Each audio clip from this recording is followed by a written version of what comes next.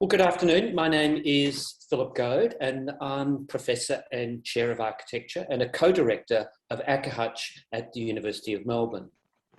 I'd like to begin this afternoon's proceedings by acknowledging the traditional owners of the land on which this event is taking place, the land of the Wurundjeri, and pay respects to their elders, past and present. Welcome to today's AIA Victoria Heritage Awards panel discussion, which is being hosted by ACAHUCH, the Australian Centre for Architectural History, Urban and Cultural Heritage.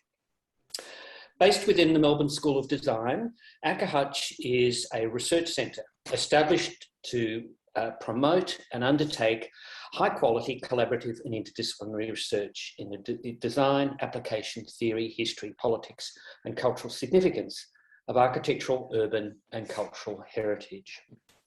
ACAHUCH facilitates, fosters, and we also invite industry partnerships and collaborations. And it serves to provide professional pathways for graduates to the Masters of Urban and Cultural Heritage, the program that we deliver here in the Melbourne School of Design. Additionally, through 2021, through the Melbourne School of Professional and Continuing Education here at the university, ACAHUCH also offers a suite of what we call micro-certs, an ideal introduction to cultural heritage practice and statutory heritage for practitioners, industry, future much programmed students and the general public. And if you want to know more about the micro-certs program, I'll add the link into the chat function today.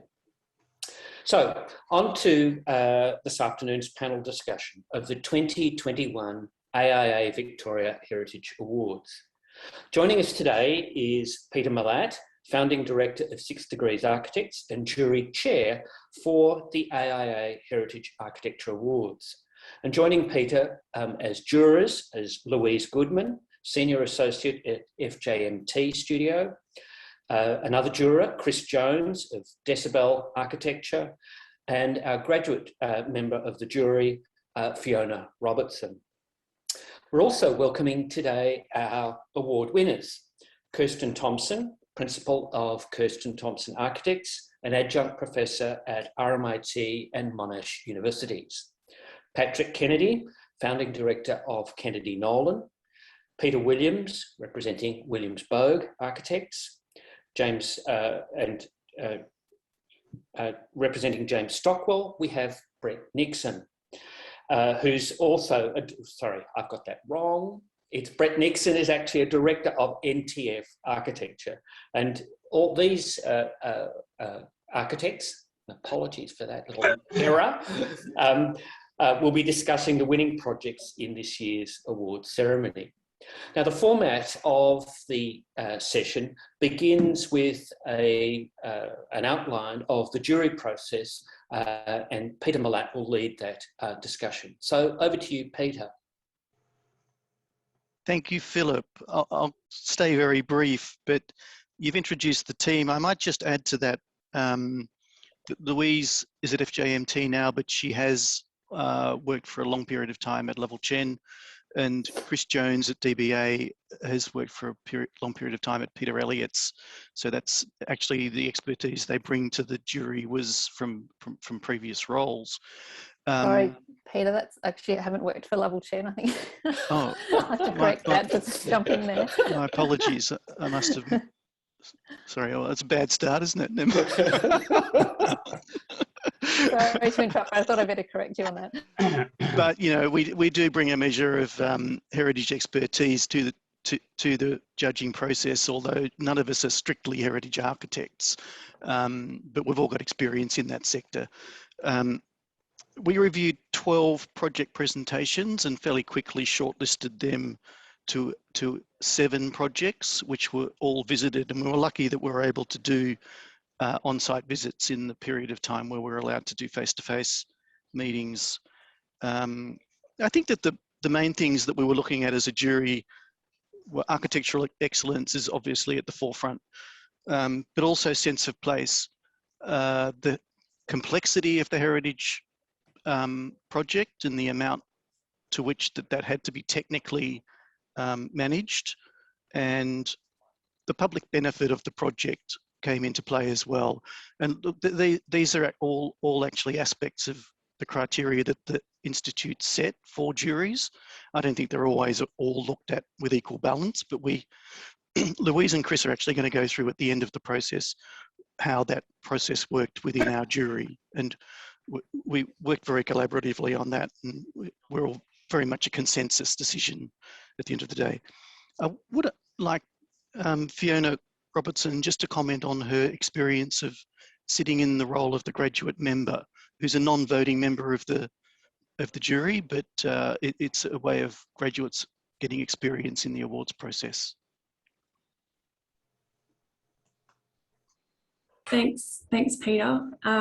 So yeah, I sat on the jury in a non-voting capacity, thanks to the Institute's awards jury graduate program. And it was just such a delightful experience to sit alongside Peter, Louise and Chris and take part in the discussions and just gain an insight to the overall awards process. I think the best part for me was just being able to visit these projects on site in between lockdown and experience firsthand the craft and skill of the architects speaking today, and just also sort of experience the almost one-way collaboration between the original architects and their authorship and the new interventions and additions, and just how the layers of history between all those people and many hands has been uncovered and preserved. And I think it's just really reinforced the role of architects in the 21st century, and just how critical it is to understand the cultural and social significance of the buildings, and to how to prolong and enrich the life of the building in careful and creative ways. So yeah, thank you. Thanks very much, Fiona. Peter, did you want to add anything more? No, that's fine, Philip. I think we're here to see. We're here to hear the architects. Great. And look, thanks so much, Peter, and also Fiona. I remember as a young graduate member, it was one of the best experiences of the whole awards program, is actually being able to sit with peers as equals, but also visit some of these great projects. And our first presenter is Peter Williams of Williamsburg Architects, who's going to talk about the Bendigo former mining exchange and the building that was the recipient of the George Knight Award. Peter. Okay, can everyone see that? Yes. Good. Okay, I took your instructions, Philip, and I will be as brief as possible. This is the presentation that was required for the Institute, which was brief. I think it had to be done within 8 minutes. I'll see if I can take a minute or two off that. It's unusual for me to start a proceeding. I'm normally at the back of the bus, being a W, so this is quite something for me today.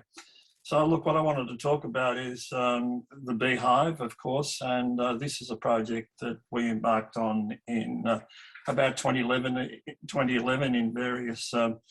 in various roles, and we then delivered it in 2021. So this is a terrific photograph, a terrific image in the local gallery in Bendigo.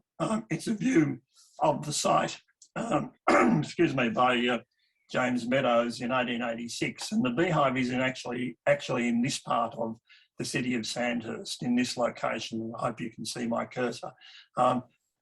A really engaging image, that one, and one that we looked at a lot when we were doing this. A brief sort of pocket history of what's gone on up here is that there was a fire in the Beehive stores in the town of Sandhurst in 1871, and the rumour is that was a second fire from a much earlier building that happened in the very early days of Sandhurst, which was a combination of timber and canvas, apparently. After that fire, Charles Webb was engaged to actually replace the building, and this is the Beehive Chambers. This three-storey building, and you can see the little two-storey building beside it. The building, the original beehive was only at 2 levels. This is now 3 levels replacement. And there's a couple of interesting photographs below that. One of the upper level gallery space when Allen's actually used the building as a music store, and a little drawing from the Australasian sketcher underneath here, which is a glimpse of people milling around in the original mining exchange building. But it shows that void that you can see in the left-hand photograph, and the decorative materials that were used around that void in the mining exchange itself. To go on a little bit further, this is the location on the right-hand side of the screen where it sits in Bendigo. The Paul Mall is out here. There's the wonderful Soldiers Hall, and further down here is the Shamrock Hotel and the wonderful post office building and the courts. But where our building is, this one here in the yellow colour, and there was an arcade that runs through from Paul Mall through to what is now called the Hargraves Mall, which was actually driven through by the Allen's Music Company in around about the 1920s, late 1920s. Up until that point, the building itself was entered from the front. It had some rear loading bays and so on off the lane at the back here, but it was never a public thoroughfare. If you can see this elevation on the left-hand side of the screen, the beehive, the former mining exchange is in this part of the yellow highlighted part of the building. And where it says on the ground floor, on that elevation, mining, immediately above that is the alignment of the arcade that runs through the building. So a very interesting and intriguing composition of buildings. In about the 80s, there were a couple of these floors were joined together to accommodate some office building. What was one of the things that we were asked to look at in about 2011 for the city of Greater Bendigo. A brief look at the ground floor, the existing plan. Essentially, it was a front door with 2 reception areas here when it was in the mining exchange configuration, and it then opened up into this large marketing hall, I guess, with some services and things at the back of the building. The arcade was driven through in the 1927, in the 1920s, late 1920s, and it was really a thoroughfare, and a terrazzo slab was put right through the middle of that building. Our notion on the ground floor was to really be as simple as possible, undo the sort of excrescence that had been put in there over time, put some services in as discreet a position as possible, add an additional vertical circulation path in here, and really reveal the structure. We also needed to get some fire boosting pump integrated into the system. So our decision that we had to make, the big decision on this building, and just before I say that, I'll talk about this one. You can see the upper level here, the floor had been closed off. Our task was to really open up the void, accommodate the upper level of the lift, and put some additional services in this location, but by and large really keep the brokers' offices and so on intact. So as I was saying, the biggest decision we had to make is what happens from the heritage point of view? Do we deal with what was a building which was the former mining exchange from the 1870s, an important building, or do we deal with the 1927 building? And the reason why it was a dilemma is there were intact pieces from both periods that would enable successful interpretation. So we were concerned about how you might actually interpret 2 components of the building, which are 50 years apart, effectively, and give a great atmosphere. We decided that was the right thing to do. It was supported by Heritage Victoria, Essentially the rest was just cleaning it up and making sure that we conserved, looked after fabric, uncovered things that needed to be uncovered, and recreated a sort of an ability to really embrace the building from a public point of view and provide it as a background for a commercial operation. The two-storey part of the building that we dealt with to reinstate the upper level was to take out a pressed metal ceiling, which was actually down here at this level, inserted some services, and then opened up on the long thin gallery space the central void, and opened up a circular void in the salon at the rear. One of the problems that we had was because we had a regulation compliance width of circulation here, we in fact had to narrow down the width of the reinstated gallery penetration. This is a view, sectional view showing the wonderful copper shop fronts above black marble with this intricate lead-like windows above them that were actually there, all hidden behind this awful smoke-filled and cobweb-filled metal pan ceiling from the 60s. That was not put in by Allen's. That was a much later addition in the 60s to try and make it a little bit more friendly and usable. And that's when really it condemned the upper part of the building into oblivion and was locked up. So ours essentially was cleaning up. So this will give you a bit of a sense on the left-hand side here of the few days after we took out the suspended ceiling, once we'd actually cleaned the dust out. There was a very interesting revelation of remnant fabric that we could actually use extremely well. There were also things like the signs left over from Allen's that were really important. So really we went from this fairly foreboding through a mid-block in Bendigo CBD into something which is actually engaging and enjoyable and certainly good to work through. The conditions of the building were, we can probably talk about this a little bit later on in the panel discussion, but the conditions were really very important. Heritage Victoria certainly rated very highly this graded terrazzo slab with its decoration and its decal at the front of the ball, of the entry in Pall Mall that said Allen's Walk, which was really delightful. We had to work with the shop front. We actually finally got a solution to the fire boosting pump with openable windows through the shop window on the left-hand side. And you can see here in those extra sets of photographs, this is probably the point where the juxtaposition from the 1927 Allen's Walk through to the reinterpreted conservation of the main former mining exchange. It was important to actually get the sense of the width of this space and to open up the void at the upper level. We did a bit of forensic work as we were going through.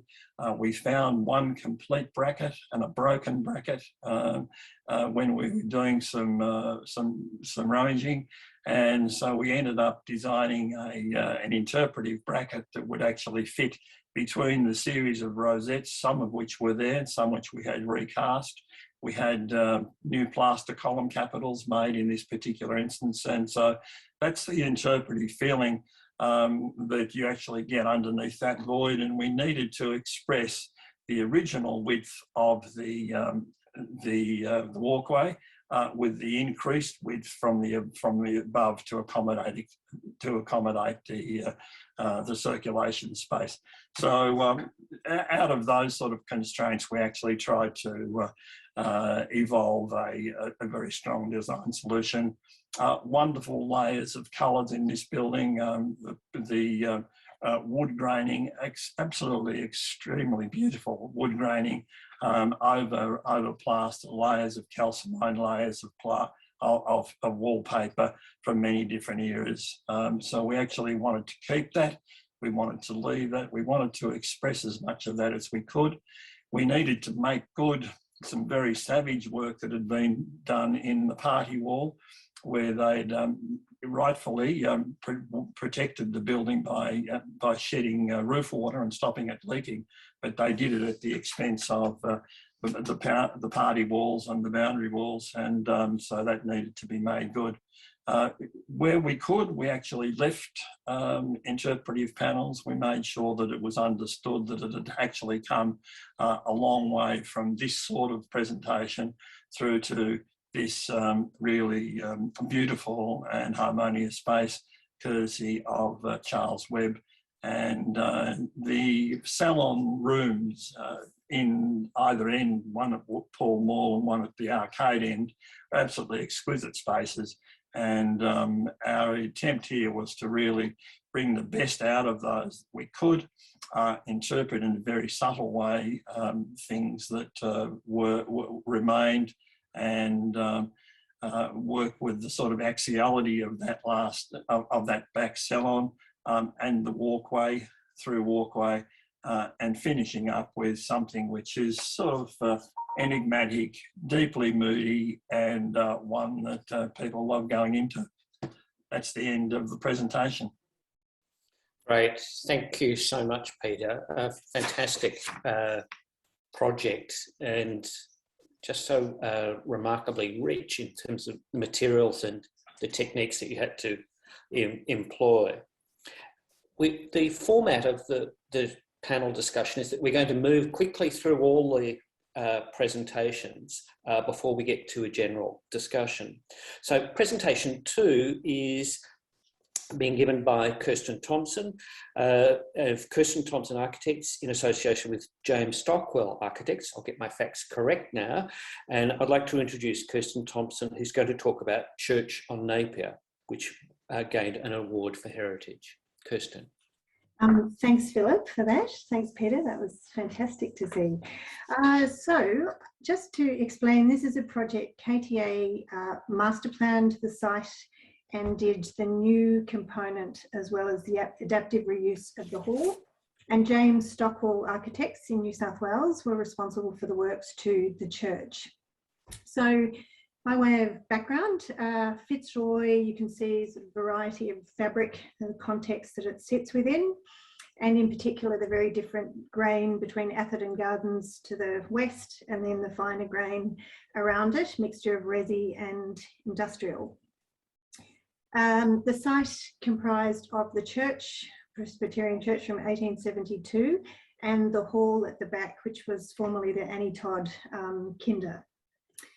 Then the thing with this too, strangely, is that, and I thought it's interesting in the context of heritage, what constitutes heritage? In this one, you could say the site now has 4 sort of clear built heritage components to it. So the 2 I've talked about, and then to the north, KTA's old Napier Street housing from 2000. And we really did think about all of this as part of an extended site and a way for those elements to form some kind of urban composite in the sense of that sort of layering of Fitzroy's built history. So this notion of the extended site, and then the sort of strongest yellow is the new infill portion. I should say this was to convert from a sort of ecclesiastical heritage of the site to residential. So of course, involving again, a spectrum of interventions, if you like, from new buildings through to conservation and adaptive reuse. So when we sort of think about it as this entire block, especially as it plays out along Napier Street, we see a sort of conversation of these different forms and different stages of building. You can see the new element and the facade treatment and its resonance with the beautiful tracery and so on of the church. So there we see the sort of form of those elements. In particular, the roof form was a way to have a conversation between the resi and in particular the very striking roof of the church. So just how they sit together now, these sort of various layers in conversation, but distinct as well. So to quickly take you through what we did, we've got the new building which has 6 dwellings in it, front and back ones, and then the church itself which has 3 dwellings. Then at the back, this was originally designed as, I think we had a total of 16 dwellings at one stage. It ended up being 13 because one purchaser combined a number. So we ended up with 4 in the back building here. And then sort of taking you through those, what you do see is that there is just a variety of dwelling types and sizes. So I think one of the joys of heritage work is just the idiosyncrasies you can exploit for housing variation and these different sort of plan typologies that come about. So the section, you can see there's a courtyard, which is a way to form separation between the new building and the hall at the back, and is also a common space for everybody to use, a roof terrace above the eastern portion of the new building. Section through the beautiful church, which is divided into 3 levels. So just to take you for a walk around, on Napier Street, the use of materials of the new part, the sort of glossiness, but also the darkness of that is quite a nice complement to the more opaque or sort of matte qualities of the bluestone, but they have a relationship, the gloss black bricks. And you can see too, the use of the screen was a way to have a conversation between the new and the old with the window of the church. And it was also a way to manage sun and privacy for those front apartments. So just sort of flick through these because there's the flats right opposite. So I think it's nice to have that choice to open up or shut down. So these are the front dwellings, and the top one, which has a little mezzanine and really sort of celebrating that vaulted space. Then going into the courtyard, the back of those dwellings, and some of those, these are all the new ones. I'll just flick through these. And then to the hall itself, which is onto the laneway. So these dwellings all address the lane and have an existing shell. So it's like more patina, if you like, and older fabric integrated with the new works. Then moving on to the church. So 1872, there's some early photographs. You can just get a sense of the mass and the proportion and scale and the beautiful structure of the Gothic architecture there. I know James has talked about it. I'm afraid you have to have me talking about it rather than James, but the sense of the vertical and the eye being led upwards is very important. So really the lower levels, the first 2 levels are more divided, and the upper level is left, as you can see, as one big space. So you really do still appreciate that magnificent volume leading out to the terrace, the roof terrace above the new component. Looking back the other way, I know the slate was all replaced too, so there's a degree of conservation work as well undertaken. Beautiful expression of the existing structure. That window, and you can see the conversation with the new parts picking up on that tracery and detail. And then I think what I find sort of most striking about this is the way that light and air got brought down into those lower levels by that separation of the new form from the perimeter wall, which was also a way to manage things like insulation as well, without losing the quality and the patina on the original perimeter walls. So the creation of gardens at that, which gives lovely aspect to those bedrooms. So it's really sort of beautiful relationship between the new and the original stairwells, and then just down to those lower level ones out to those garden spaces. So to finish off, full spectrum of heritage approaches, also a good example of being able to move towards urban consolidation through the adaptive reuse of buildings like this to get a significant number of dwellings on the site, so quite good urban density too. And I think that's it. Thank you. Great, thanks so much, Kirsten, and a very different commission to Peter's, and one that actually, as you say, starts a dialogue with a much larger precinct to include your much earlier project to start a really reconsolidation of Fitzroy's urban morphology. So our next presentation is being given by Patrick Kennedy of Kennedy Nolan, and Patrick's going to be talking to us about Hawthorne House, which won an AIA commendation. Patrick. Thanks, Philip, and thanks, Peter and Kirsten. They were terrific. I'll just... sorry. Okay, so I'm presenting a house alteration and addition that we did in Hawthorne as a significant sort of hybrid house, which is on the lands of the Wurundjeri people. We pay our respects to them, and also the work of the other architects in our practice who worked on this was principally delivered by Marnie Morrison. So our work on 10 to 12 Cooyincoot Road, Hawthorne, is just the latest in an extensive and diverse range of architectural assaults delivered on this grand old dame. We believe that the particular significance of the house is as an unusual hybrid with more than one heritage expression of great value. It began life as a polychrome Victorian villa built in the local Hawthorne bricks, but it appears that there were subsequent additions in later Victorian styles, and then a major overhaul in a patriotic Australian version of Edwardian or arts and crafts style. So it's very difficult to be precise about the taxonomy because the house is very idiosyncratic and a sort of the result of the fevered imagination of various people who weren't too concerned with stylistic correctness. So there was more recent work which was carried out in a sort of abject reproduction style, which you can see here.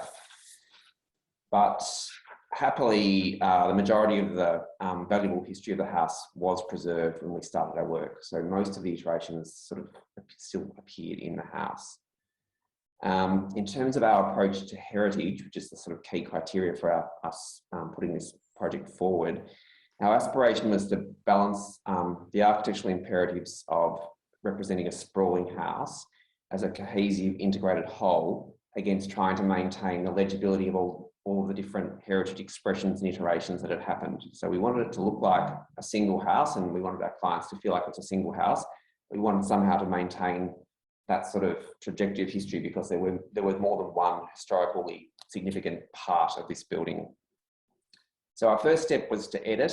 So we removed the reproduction Edwardian garage at the front, as well as some of the compromised fabric at the rear, which was done sort of later in the 20th century. We also built some new fabric, which you can see here, and this was generated through a process of interpretation. So this was our other thing. There was restoration, there was editing, and then there's new fabric. And so we were wanting to find a contemporary expression of architecture which would be visually compatible with the heritage fabric, but we didn't want it to be too passive either, because the house is about a series of quite exuberant expressions, and we wanted the latest one to also be balanced with that. And we found that some of the things that had been done later in the 20th century were not balanced. They were passive, and they actually degraded the overall heritage significance of the building. So we wanted to tell a story about the heritage so that it could make you see some of the interesting elements of the heritage styles. So the most prominent new element we designed was this gym and studio, which also serves as an entry to an underground 6-car garage, which is one of the things that you will find in houses in these areas. So what we did was identify the significance of the polychromatic brickwork in the existing house, and then we wanted to find a way to express that in a new way. And so we sort of abstracted it and applied the pattern as a plane rather than as a secondary decoration, which you can see here. Also, the entry to the car lift is clad in this quilted copper panel.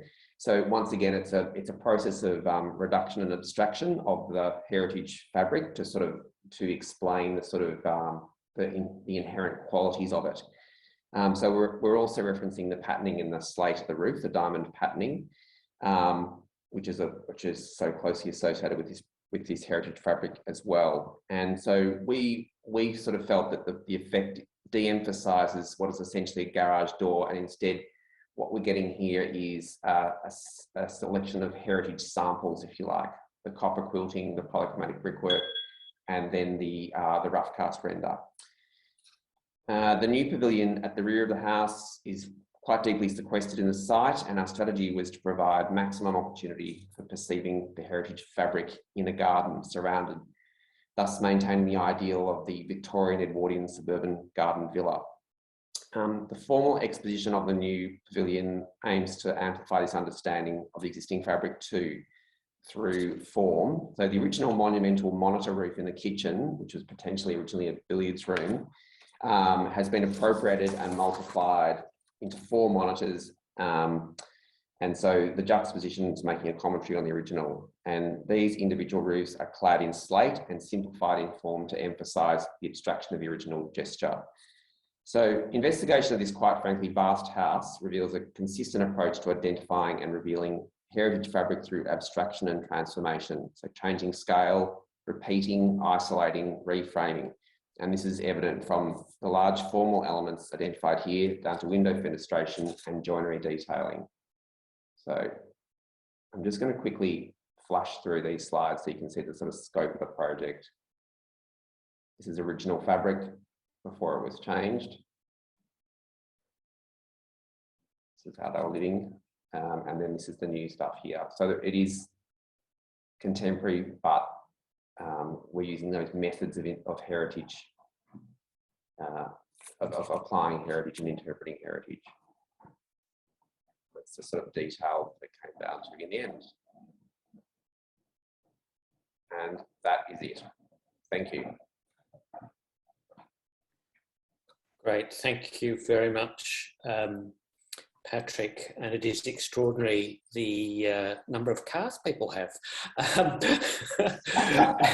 in this part of the world. And so thank you for that. And I think quite a challenge given the house's very complex history. So thank you. Our fourth presentation is being given by Brett Nixon of NTF Architecture, and apologies, Brett, for my poor introduction at the very beginning of today's session. But Brett is going to be presenting on Decibel, and this project won a commendation in this year's awards. So Brett, over to you. Thank you, Philip. Decibel this is a project in Kew. So Decibel is a contemporary family home set within a Heritage Victoria listed residence of state significance. It was built in 1859 for Victoria's first Attorney General, Sir William Stawell. Designed by Knight and Kerr, the architects of Parliament House, this was their only residence and was designed in the classical revival style. When we approached this project, we felt the adaptation of a building of such heritage significance and grand architectural detail deserved a response that was contemporary and bold in its approach, with its own identity within the heritage architecture. One of the key challenges of this project was that all the heritage fabric had to be retained, and the work that we undertook was required to be reversible. Our project was largely contained within the existing footprint.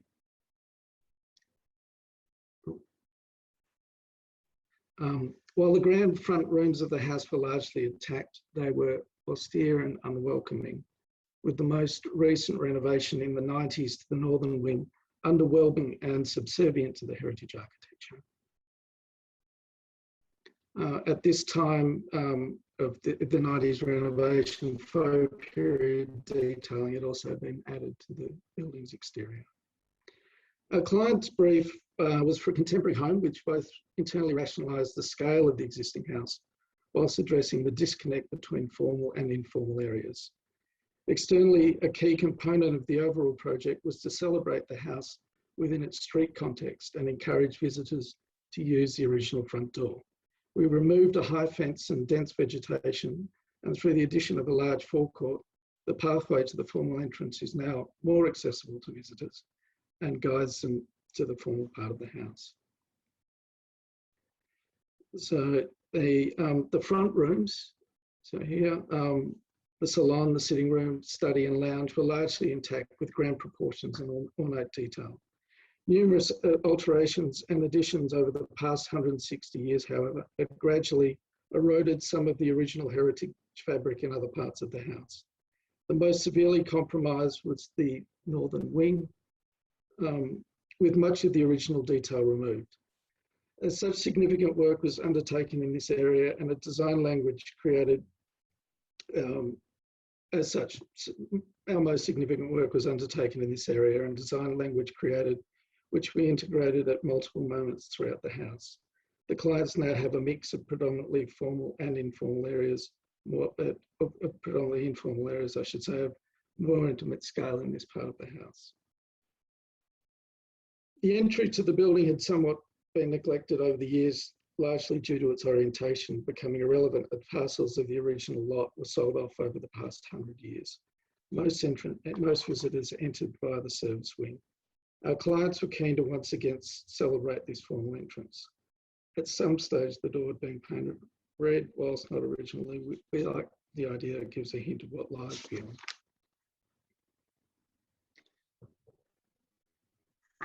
The previously imposing entrance hall was softened and freshened through white paint and soft furnishings. New lighting was added that give the spaces a sense of scale. Modern furniture and artwork gives the house a more contemporary feel. Stepping through the vestibule is where the house begins to transition into a contemporary home. In the former service wing of the ground floor, a series of dark blue arches provide a contemporary interpretation of the ornate plaster arches in the formal entry and vestibule. Throughout the area, dark blue painted walls identify the areas where most intervention has been made, while creating spaces of a more intimate scale. In this long sequence of spaces, we undertook a realignment of the northern wall to remove the lumps and bumps of previous additions. Additionally, through here, a shadow line skirting at 400mm directly references the detailed skirtings at the front of the house, creating a dialogue between the modern intervention and the heritage architecture. The kitchen is now at the centre of the house. Steps in the existing wall created the perfect nook for a steel frame bar unit, whilst steel unit on the right-hand side actually conceals a heritage doorway through the front of the house, integrating this existing opening into the new design. Steel shrouds were used along the bluestone thresholds to mark transitions between the intact rooms and the spaces where we intervened.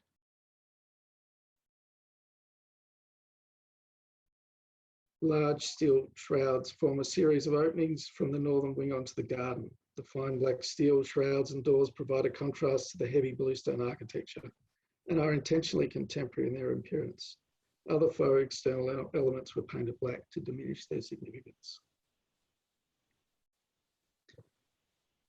Upstairs, on the first floor, distinct zones have been created for our clients and their children. The northern wing is dedicated to the children's bedrooms and en-suites, whilst the western side was transformed into a large master suite. There's also an additional guest bedroom and bathroom on this level.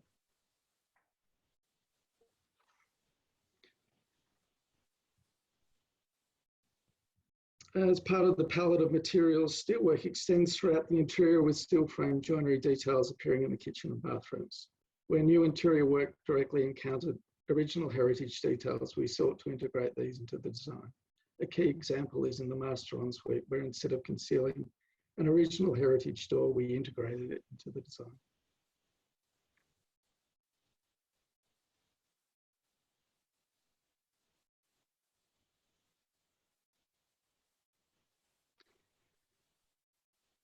Hidden within the front garden was a World War II air raid shelter that was being used as a water tank. We repurposed this as a cellar. And just in closing, Decibel is now a warm and comfortable family home that celebrates its past while adapting to the requirements of contemporary living. We believe that much of the success of this project lies in our resolution of a checkered history of renovations and the clarity of design intent that the new works provide. Thanks. Great, thank you, Brett. Thanks so much. And fantastic to see Decibel restored. I can't get over how spectacular that front entranceway is with the bluestone, just beautiful detailing. You realise how good Knight and Kerr were and in terms of Parliament House, but when you see it in a domestic setting, it's quite extraordinary. So the next part of our panel discussion is to hear from the jury and their deliberation and conclusion. So, Peter. I'll actually be talking to this, Philip. Oh, Chris, sorry. Beg your That's pardon. quite all right. Chris, who was also on the jury. That's right. Louise and I will now talk briefly about the deliberations that we went through to come to this final 4 projects that you've viewed today. We were presented with 14 projects at the beginning, which we were able to shortlist down to 7 that we then visited in person in the heady days between lockdowns. These deliberations were hosted by a variety of spaces, Melbourne cafes and restaurants, and the interiors of cars while we toured buildings, and finally Peter's kitchen for the final deliberations. I'll throw over to Louise now to talk about the framework for our deliberations, which was really the selection criteria that we were given by the Institute, and we added our own considerations to that as well. Louise. Thanks, Chris. Yeah, so we used the Victorian Awards core evaluation criteria process, which is actually used across all of the categories. But we found that the framework was really useful because of the diverse nature of the projects, being some public and some private, and just some adaptive reuse and some conservation. There's just such a broad diversity. So in order to find a way to comparatively assess them, that framework provided by the Institute, it suited well to the heritage category anyway, and we did that by adding a couple. But that criteria includes the conceptual framework, so the underlying principles and core values of the project, the public and cultural benefits, the amenity of the project, contribution to public domain, which as a heritage projects, they all contributed so much in that way. The relationship of built form to context, pre-existing conditions and how they were dealt with, whether the new was simply something that was added on to adjacent to the old, whether it was integrated, or whether there was a dialogue and a real conversation between the new and the existing. The resolution of program and functional performance, integration of allied disciplines, the involvement of heritage consultants, or we discovered a lot about within certain projects, the discussions with Heritage Victoria and all of the other consultants involved. The cost value outcome, and this varied greatly across those projects as well, with the available budgets for some of those projects was quite vastly different. And sustainability, and being heritage projects, sustainability is inherent in the fact that the fabric is kept, and that doing less where possible is a sustainable outcome in so many cases. Response to client and user needs, again, any additional benefits to the community. And we included an additional 2 criteria, which was the level of perceived difficulty, and appreciating that, coming in and sort of swanning through the projects and deciding how difficult it was from an architect's point of view, it's very different to that long process that they've already been through. And then the level of design quality. So we found that those 2 additional criteria really helped to balance out any inconsistencies that we were finding across the scoring. And then we literally scored on all of those. We put scores out of 10 and then met a few times and had a lot of discussion So I think it was a really rigorous process, and it was a great process to go through. We worked really well together, and it was really enjoyable.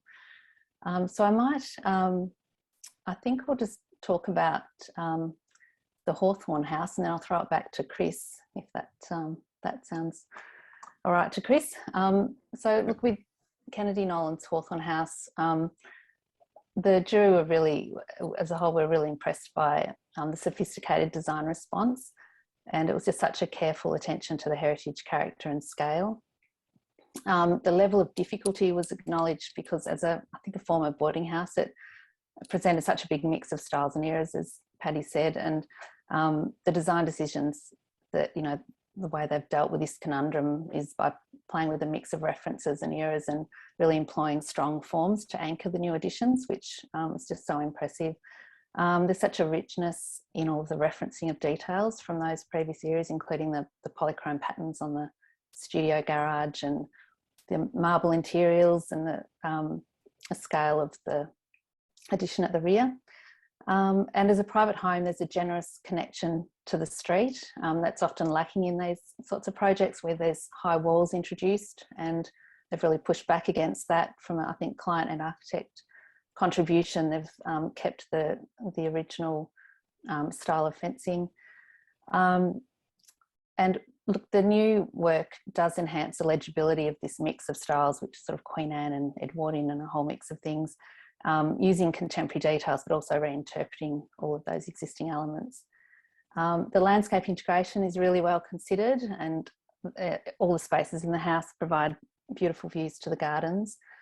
And overall, the new's grafted in a way that it just provides equal weight to the original from the new project. And there's a really seamless internal spatial experience as you move from the existing into the new, and just a sense of delight throughout. So yeah, it was really highly regarded from all of those perspectives. And I might hand over back to Chris. Thanks, Louise.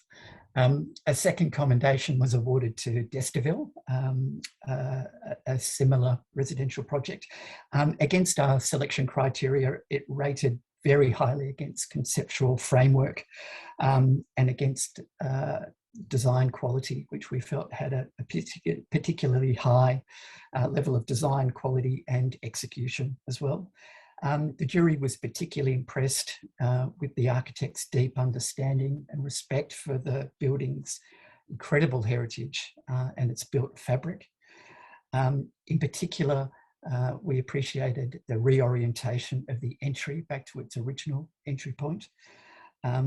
One of the delights of the project was the repurposing of the World War II bomb shelter into a stunning little wine cellar and tasting area. And finally, in terms of public amenity, although it's a private house, we felt that the architect really gave back to the streetscape and allowed the street to once again enjoy the vista of the building from the street and allow it to contribute to the street in a way it hadn't in many decades by clearing away existing landscape and reframing the building with a big open courtyard and clearing in front of that lower front fence. I'll pass back to Louise to talk about the Architecture Award winner, which is the Church on Napier. Okay, so yes, this was given the Architecture Award, and it's considered a really complex project, and there's the breadth of site intervention already through 19th, 20th and now 21st centuries, and it's of cultural and architectural significance. So it's really, we considered it as an exemplar for urban heritage infill and of adaptive reuse when we're comparing to all of the projects, really. The master planning is a really carefully arranged and cited arrangement of the new building against the existing, and the dialogue between the heritage buildings and just the proximity and the address of each building to one another with the new project, yeah, was noted by the jury. The contrast of the materials provides a really clear legibility of the old and new. And that's just such an important record of our heritage places to do that, to really distinguish between the new intervention. So I think some of the key aspects that were commended included with the new apartments, with the use of materials and the reference back to the church stained glass in the perforated steel screens, which are just really lovely, and just a lovely scale, I think, from a streetscape point of view against its neighbouring buildings. So within the original church, the new timber lining is really clearly an insertion. It allows that sort of carefully narrated glimpse of heritage fabric as you move through the building. It's expressed through the design. So moving up and down through the stairs of the apartments, there's glimpses of, you know, masonry details and the patina of walls, and where, you know, it's really quite lovely. They've also pulled back the new apartments from the existing church walls along one side. So the scale, or the architects really celebrated the scale of the original building and the scale of the church, even though, you know, the apartments are such a small scale inserted in there. It's quite obvious in certain areas, that distinguishing of the scale. So I think, you know, it really celebrates the original heritage buildings. We're very impressed by that. There's a very generous urban outcome to the street, and the project gives equal measure to the new and to the old, and provides a rich level of amenity to the community living and for the apartments there. And as Kirsten said, there's just a real diversity in the different types of apartments, which is so interesting in the scale. And I might hand back to Chris for the next one. Thank you. Finally, the jury, after deliberation, awarded the name award to the Bendigo Mining Exchange.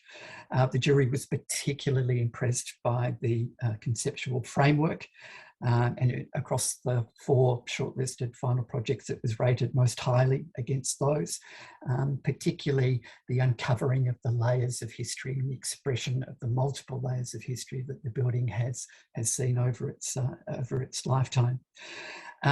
Also, it rated highly against level of difficulty.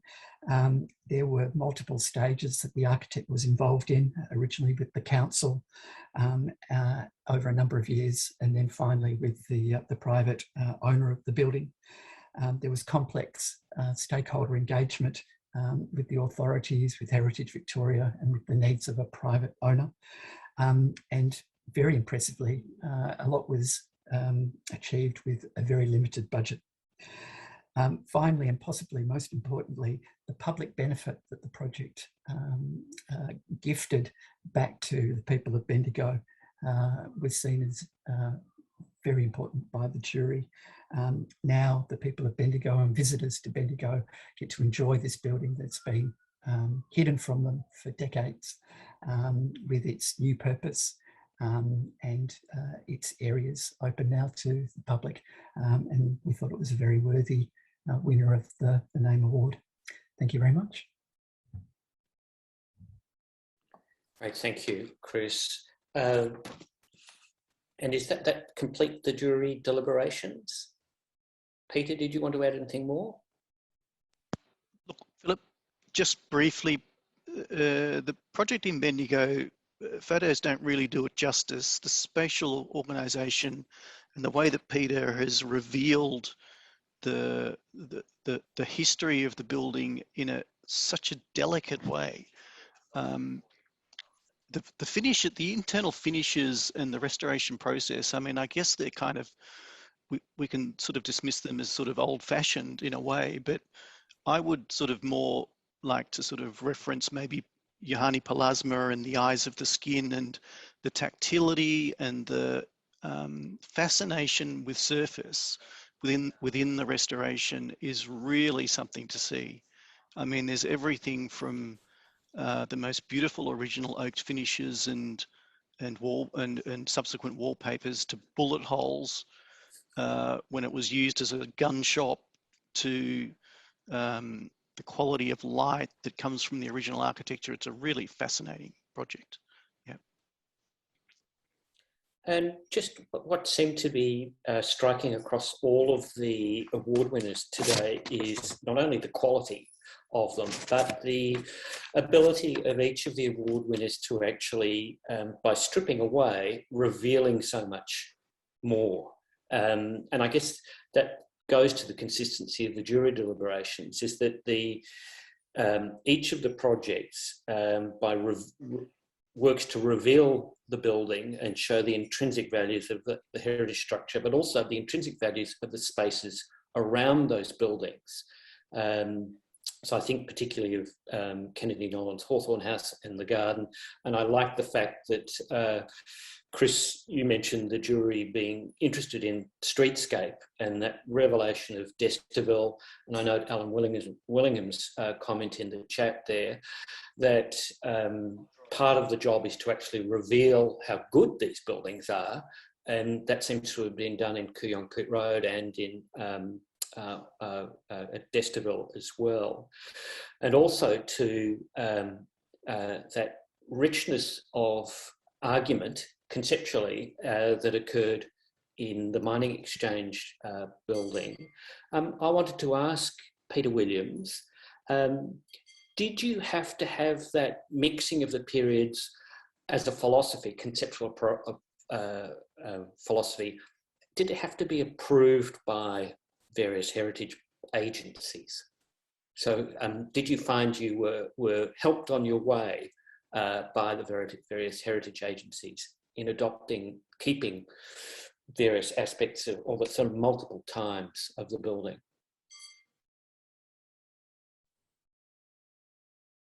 Is Peter there? Peter Williams.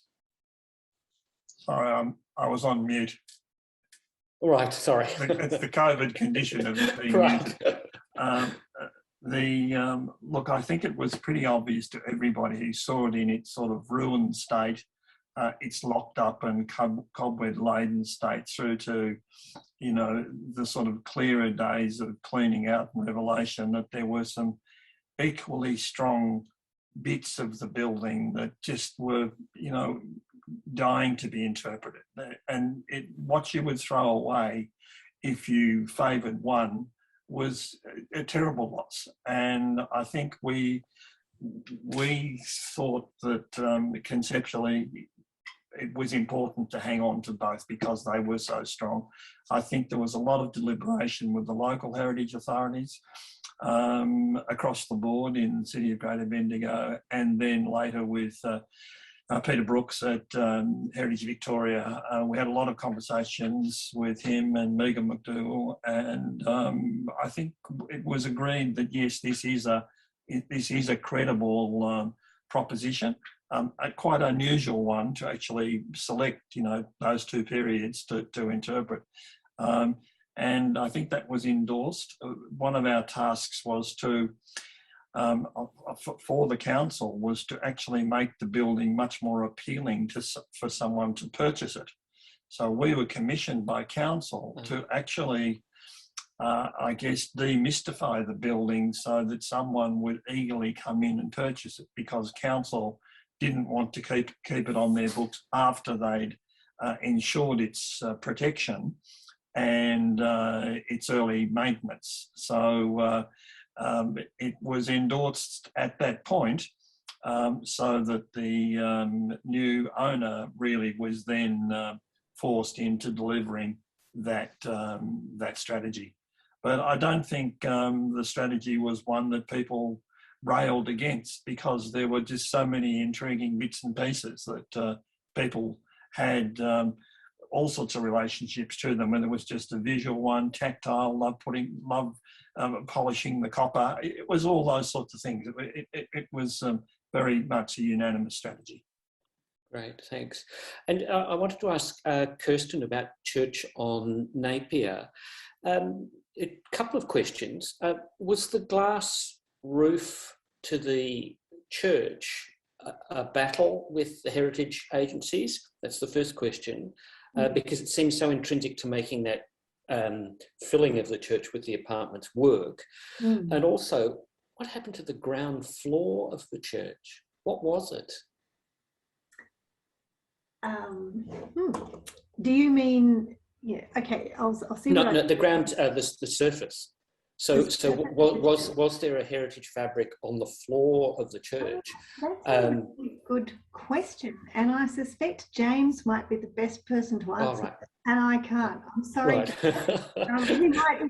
I know he's listening. James, right. you happy to help. There we go. Fantastic. Hi. I'll handle Beaming in from Sydney. Yeah. Hi. There was an existing timber floor that was raking for the original church purposes, and we wanted to reuse it. And in the attempt to pull it up in some sort of reusable state, that failed sadly. And the answer on the roof is that we went in big. We went in with the idea of exchanging the north slate, which was quite degraded, entirely with glass. And so the glass you see is a fallback position. And heritage, I think because we had such a respect for the church fabric, the heritage, our own heritage consultant and heritage representative from Yarra Council were both, they had ears to what we were doing. They were worried about losing the slate, but they realised that we were bringing necessary daylight into the new function, and the two could be achieved without diminishing the heritage quality and fabric of the church to any significant degree. Great. And thank you for that. It's very good that James was there. I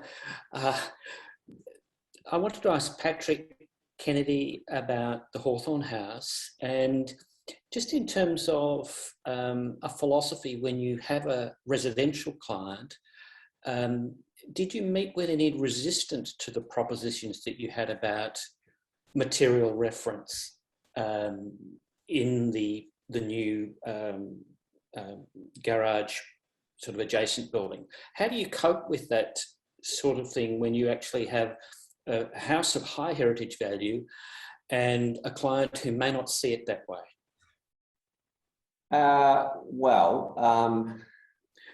It was a very long process to get the client to sign off on that project.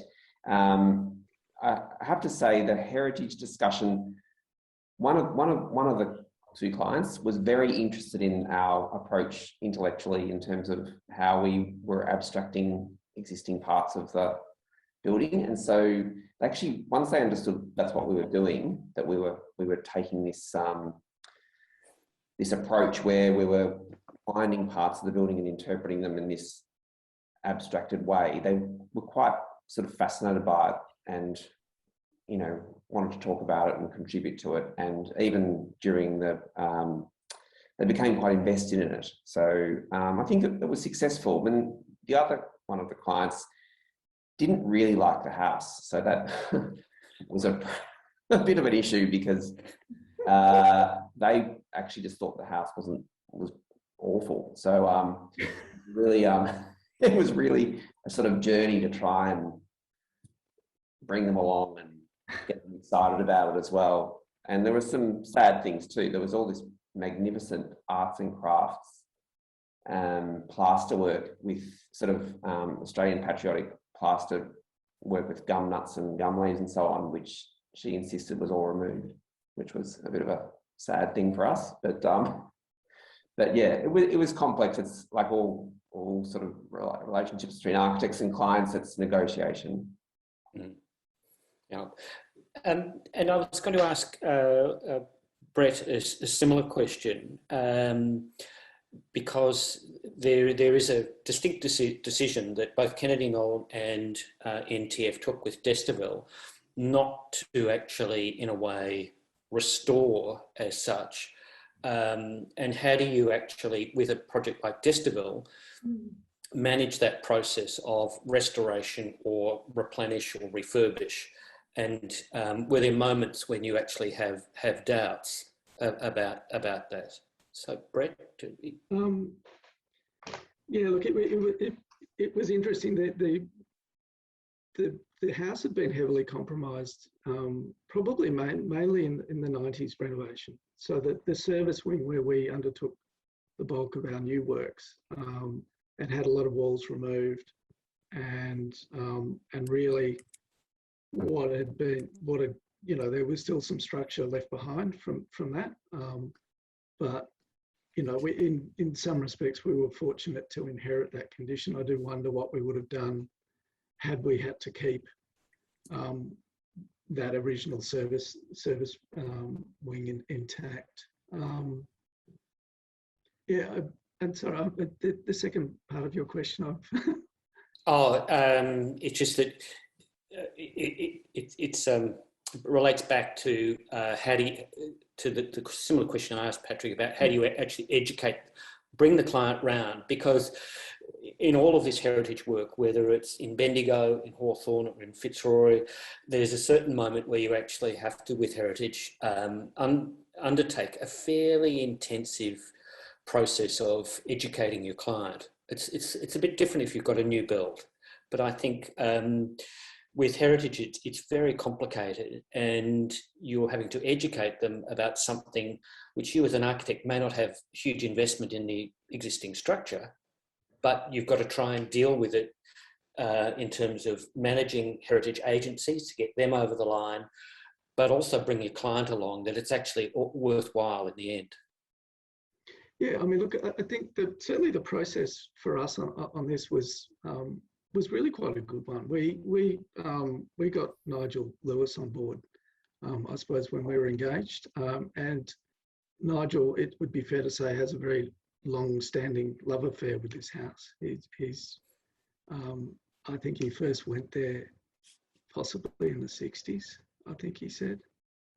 So he was quite knowledgeable about the house, which was obviously good for us. And there had been a thesis done in the 90s by, I think it was Catherine Townsend, where there was quite a lot of background information on the house. I think our clients probably, they hadn't lived in the house for very long before we were engaged. And I don't think it would be unfair to say, I don't know if they entirely understood the significance of what they had purchased. And, they obviously knew that it had a significant heritage past, but as far as what we were able to do inside. So, I mean, one of the things I think we thought in the end was very successful about the project is that it's not evident some of the constraints that we had to deal with. And Heritage Victoria also, I must say, were really good partners in this project as well. They were really good to deal with. And I think, that certainly the relationship between ourselves, Nigel, and Heritage Vic gave the clients a level of comfort that we were going to get an outcome that met their needs and obviously met the needs of particularly Heritage Victoria with respect to where we ended up. So great. And look, we're now at a moment where we can seek questions from the floor. I've got one in the chat directed to me, and it's from Theo, and then we've got another one coming in from Interstate.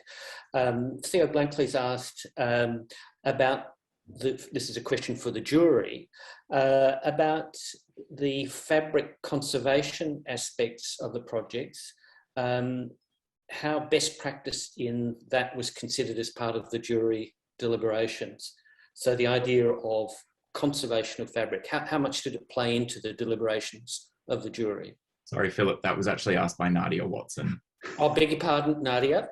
I'm getting it filtered through Theo, who's sort of the background overseer of all that goes on here. So Nadia, thank you for the question. So the fabric conservation aspects of each of the projects, and how did that enter into the jury's deliberations? So I'll answer that, Philip. Yeah. Yeah, I think that well, the project that most represents traditional heritage restoration work is the Beehive building in Bendigo, but the techniques used are not conventional restorative techniques. The techniques are much, much more sophisticated techniques, which are probably more in line with what you might see used in Rome or Venice, not traditionally in Melbourne, where people would just scrape back and paint over in a colour that they decided was the matching colour. Whereas the approach taken by Peter Williams was to really do an investigation, a forensic investigation of the building, and it was a preservationist approach, which is something that you see in all kinds of areas now, like books and records and motor cars, is people are taking a preservationist approach as opposed to a restorative approach. And you know, that's really something that stood apart as a learning for us as a jury as to how sophisticated that approach was. And it's not just what it looks like, it's literally what it feels like and smells like. It still smells and feels like a very, very old building. And it's a really five senses experience going to that. So that's probably the project that most exemplifies that preservationist side of heritage architecture. But look, having said that, these four projects are all absolute exemplars of their type. The Beehive also probably had the highest level of heritage protection. It had both state and national level protection. So it's a very, very complex regulatory procedure to do any works in the building, as opposed to, you know, some that may not have had very high levels or any protection really.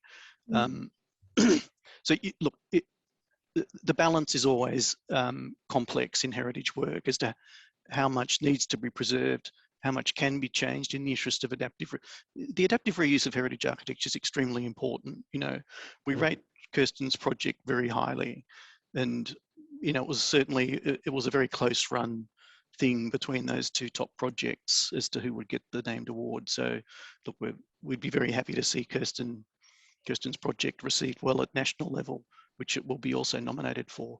The other two projects are really, really beautiful projects with super ideas and a sublime level of execution. But they perhaps didn't have that heritage complexity that the first two projects had. Sure. I'll just add as well, Peter, oh, sorry, just that aspect also did have a big impact on the initial shortlisting as well, looking at the original fabric and how that was treated. So that did play a big part in how those were viewed and how we arrived at that shortlist as well. Thanks, Louise. A question from Noni Boyd from Sydney is asking about, I guess this is to you, Patrick, about the Australiana and the fibrous, was it fibrous plaster? And where a client has asked that it be removed, was any kept and added to a public collection or a collection of some sort? And I guess the same is the removal, I would have said, of the pressed metal ceiling in Bendigo, whether there were any sort of, is there any attempt by the clients to keep some of this material to put into public collections somewhere? Well, I can tell you, I don't know whether it was fibrous plaster or not, but I know that it wasn't able to be preserved. It was interesting because we did manage them to convince most of the plaster to keep most of the plaster mouldings. It was just the gum nuts and the gum leaves she didn't like. So we had to sort of make good, but so it's sort of partially intact. Look, it was a shame, but the building didn't have any protection on the interiors. So really, it was the client's discretion, and despite our best efforts at arguing, we weren't able to do that. Philip, I have to put your mind at rest. We did not pull out pressed metal ceilings in the way that you're talking about pressed metal ceilings. It was a 1960s nicotine-stained metal pan ceiling. Oh, I see. I misunderstood. Where is it now? So rest easy. It's okay. Right. Okay. Thanks. Look, we've got a question from Jeffrey Robinson, who wants to ask the award winners how they seek to improve the energy performance of the heritage buildings they work on without diminishing their significance. So how do you address heritage and adaptive reuse to also address energy performance these days? Does anyone want to answer that for us, of the award winners? Ines.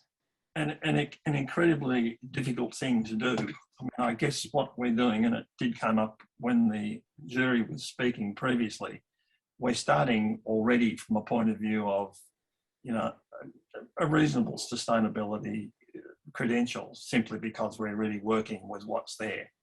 The big issue, I think, with services and how we make those things work,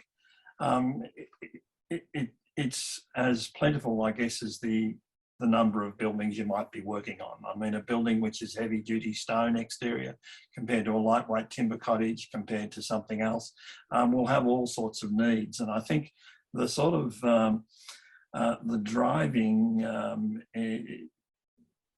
solution, or, you know, the sort of imperative for working on the heritage buildings that we work on, is how you can provide maybe some climate control for the users and absolutely minimise the intervention in the fabric. So what you don't want to do is you don't want to have it feeling like a new Boag sort of exposed ducts and things like that in there. So it becomes a very subtle exercise between the right amount, the adjustment in the lighting, maintaining some sort of clarity within the fabric, and making a balance. And I think that's probably an equation that we've all dealt with on the different buildings we've worked with. So I don't think it's a really easy question, but if you start from the position of we will do this, we will intervene as little as possible, and we will utilise as minimum energy that we can in this to increase its footprint, then I think you're probably on the right track. I was just going to add to that too. I think, and picking up on Pete, your comments about the feel of the walls, the smell of the walls, and all of those things, one of the biggest pressures is maintaining the sort of patina, if you like, and qualities of the walls as we find them, and then the insulation dilemma. So I think, James, the way the church was handled, even that pulling in, and in that instance, being able to create that gap was a really lovely way to resolve that exact conundrum, as opposed to having to reline, and then you lose all of that smell and, as you say, the 5 sensory experiences of that. It's a really good point. Another question coming from the audience is, and many of you should be able to answer this quite quickly, are the consulting heritage architects used on these projects getting a mention? And I think they are. And that's that's a question from Andrew Ladley. And I think there's a related question. Were conservation management plans and statements of significance required or used or influential in the projects awarded? It might be easier if I answer that, Philip, sure. Being familiar with all the projects. Yeah. In Bendigo, I believe that Peter Williams did the CMP, the Conservation Management Plan and Statements of Significance. Is that right, Peter? No, that was done by Peter Lovell, but we've made extensive use of that document, Peter. Yeah, okay. Was that done prior to your master plan work? Yes, it was. Yeah, okay. So Lovell Chen did the CMP for that. Mm-hmm. And we provided the conservation expertise. We had no consultant beyond that point. No. Yeah. Kirsten's project, I believe, was City of Yarra listed. Kirsten, did you have a consultant? James. Yes, and I think James is who dealt with, it was Michael Taylor, is that right? Taylor, yeah, that's it. But being only City of Yarra listed, it would have just needed a statement of significance, I think, not a CMP. That's right. Good Decibel is a very highly listed building. I think it's on the Heritage Vic register and possibly on the National Estate. Yeah. And Brett mentioned Nigel Lewis's involvement. Yes, Nigel did the expertise work on that. Patrick, I don't think yours had any listed significance, did it? No, it didn't. But we had Bryce Rayworth helping us on our heritage submission to Burundara Council. Yeah. Mm-hmm. Yeah. So all there. And another question. Someone's asking a very general question, which I don't think we can answer, which is maybe we can all fix Flinders Street Station together one day. What's the plan? That's a big one, which has been around for quite a while. And then Jeffrey Robinson has made the comment, there have been some great examples of heritage buildings which have achieved passive house certification, such as the University of Melbourne's Old Quad redevelopment, which Lovell Chen did, yes, and Bendigo's RSL's redevelopment. And yes, they have received passive house certification, and it is an aim of many of these projects, I know, but I take Peter Williams's point that you do what you can, and where circumstances permit, you try to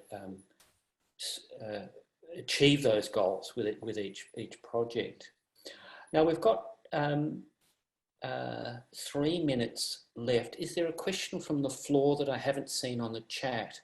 If anyone wants to quickly put something in the chat, or is there a question that anyone would like from panel to panel member to finally complete? So I have one last question, if I may. I wanted to ask about the space, Kirsten, in the church. I couldn't quite understand, if you're on the ground floor apartments, you open the doors, it was a very beautiful slide, and you look up that space between the wall and the new wall of the ground floor apartment. Is there a glass wall where does the ventilation come from? There's a glass floor that goes to the edge of the I'm really church. annoyed and hand over to James yet again. Oh, right, sorry. James, where does the fresh air come from? I was trying to figure out. It looks great, but how does the thing breathe? And there are plants in there. We had some very good consultants who are happy to endure the idea of different apartments and noise and light sharing in a way. But the south side of the church draws light in at ground level. So Glenn's apartment at the upper level also has the middle part of the church and ground floor part of the church. And his entry is on the sort of south eastern side. So air comes in the windows, existing church windows there, and draws up his staircase into the upper level and then out the roof. And so the gardens have their own windows beside Kirsten's building. And so they are ventilated by opening their doors. And the natural light that spills into both levels of the apartments coming through Glenn's floor. So it's kind of interesting. In theory, on paper, that seemed like it might be a problem, but in practice living, it's worked fine, which is wonderful. Great, yeah. Great. Well, thank you for that. There's one last new message I see, which is a thank you. And I'd like really now to close the session and thank all of our panellists, Peter Malatt, Louise Goodman, Chris Jones, Fiona Robertson, Peter Williams, Kirsten Thompson, James Stockwell, Patrick Kennedy, and Brett Nixon. And if I've left anyone out, I apologise. I'd like to thank Theo Blankley, who's been behind the scenes muting us or doing all the right things. And I just wanted to read one comment that came through from Doug Westland, which I think sums up today's presentations. Thoroughly engaging and intelligent presentations of really inspiring work. Our built heritage is in good hands. And so I think that's an absolutely fitting way to end today's session. And I'd like to thank everyone for attending, and particularly our speakers. And if you'd like to give the appropriate reactions, you can do so if you're allowed to, in the bottom of the screen. So thank you so much to all our presenters. Thanks. And we look forward to seeing you another one of these next year. They're very popular. Thanks, everyone. Bye-bye. Thank you. Thank you.